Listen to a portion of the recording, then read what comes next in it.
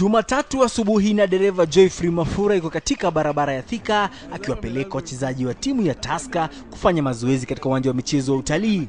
Kuendesha gari linalowabeba wachezaji wa soka hakuwezi kulinganishwa na kubeba mizigo au hata abiria, kwani ni lazima mtu aelewane vyema na wachezaji pamoja na dawati la kiufundi.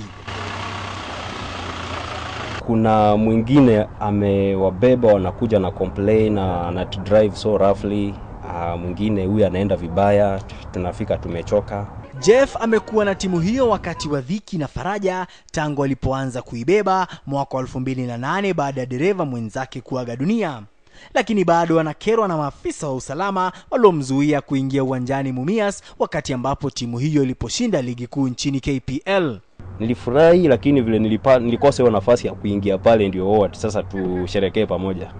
Unapata kwao mashabiki, hiyo sauti yake huwa inasikika. Na wachezaji wao wakisikia sauti ya Jeff, yenyewe huaga wamechangamka sana. Jeff anaelewa vyema jukumu lake kama dereva wa timu ya soka, na wakati ambapo timu haijaandikisha matokeo ya kuridhisha, yeye pia huathirika, kwani wachezaji husalia kunyamaa ndani ya basi, hivyo basi kumwacha akiendesha bila kuzungumza na mtu hata kama safari ni ndefu. Kuna game ile kwa tunacheza Nyayo, lakini unapata hatukupata results poa. Ile game tukicheza na Ulinzi tukishindwa 2-1.